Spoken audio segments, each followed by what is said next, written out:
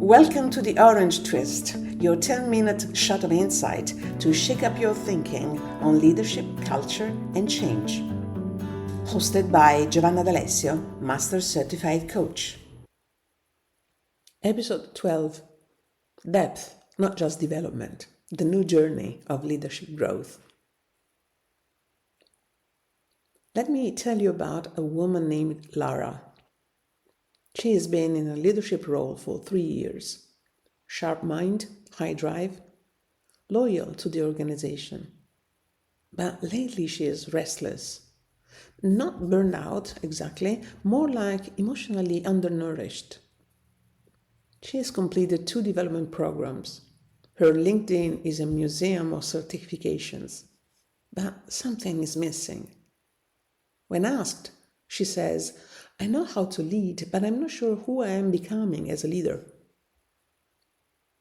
That's the moment we need to pay attention to, because it signals a shift from competence to identity, from learning about leadership to learning from it, from horizontal development, like skills, scope, scale, to vertical development, meaning maturity, mindset.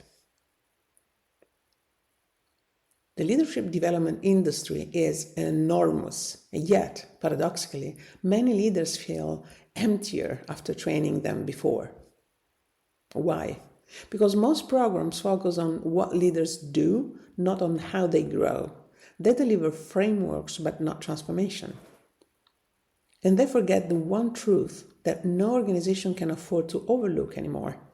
Leadership is a journey of becoming, not a skill set to master, but a self to mature.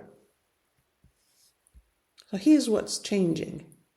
According to the latest LinkedIn Workplace Learning Report, internal mobility and leadership growth are top priorities.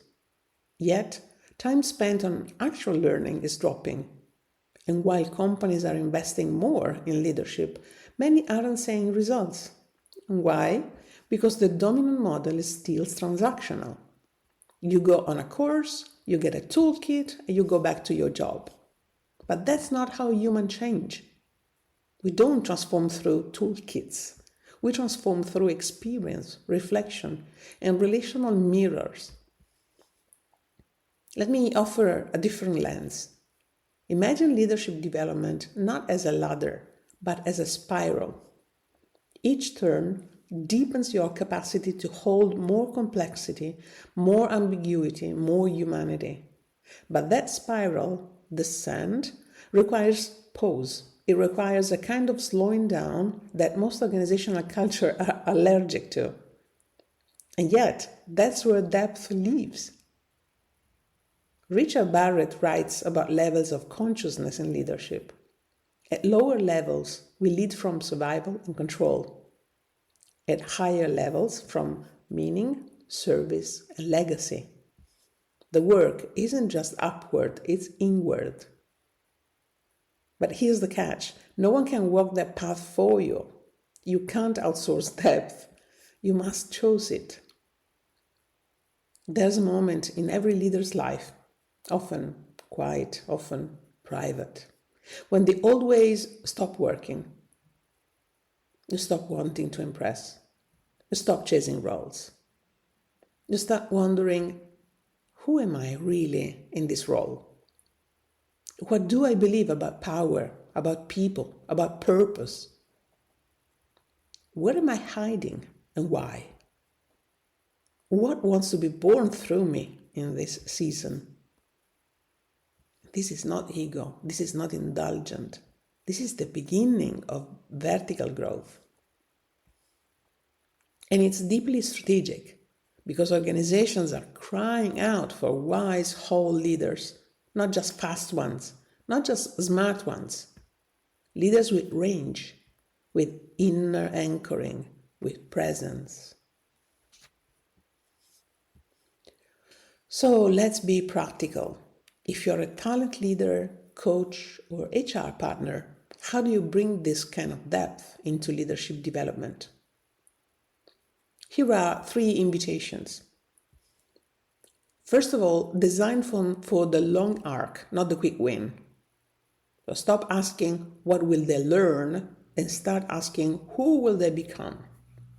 This means embedding development into real work. Use stretch assignments, but pair them with reflective practices. Don't separate content from context. The best classroom is the challenge that they are ready in. Second, bring in the whole person. Offer spaces where leaders can reflect not just on what they're doing, but on why they're doing it. Use peer circles. Ask questions that evoke soul, like, what's the story behind how you lead?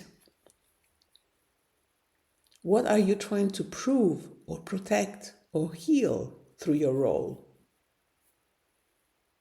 What's ready to shift in you? This isn't therapy, it's maturity. And third, track shift in presence, not just performance. So start measuring things that matter: emotional availability, generative listening, capacity for uncertainty. These are harder to quantify, but far more predictive of long-term leadership impact than most KPIs. So here's a short reflection for you right now. Close your eyes, if you can, if you wish, and take a deep breath. And ask yourself, what is leadership asking me to become that I've been resisting? Not what I do need to do, not what should I know, but who do I need to grow into in order to serve this moment well? Stay with that question. Let it work on you, not just now, but over time. Let's be clear, skills matter, competency matters, but without depth, even the most competent leaders plateau. They repeat past patterns.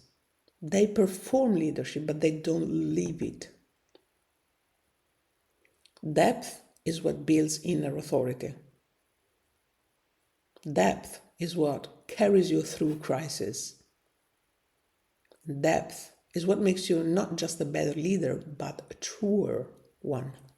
So the real question isn't how do we develop leaders faster? It's how do we create the conditions for them to grow deeper? Because in the end, the organizations that thrive will not be the ones with the most training hours logged or the flashiest program rolled out. They will be the ones who knew that leadership is not a title. It's a practice of becoming. And they made space for that becoming to happen. I am Giovanna D'Alessio, and this is the Orange Twist. And if this stirs something in you, don't rush to fix it. Let it settle. Let it grow.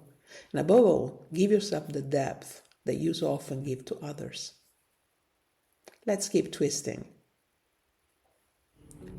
If this episode stirs something in you, subscribe to The Orange Twist, your weekly shot of insight on leadership, culture, and change, served with a twist. So join me next time for another fresh pour of perspective.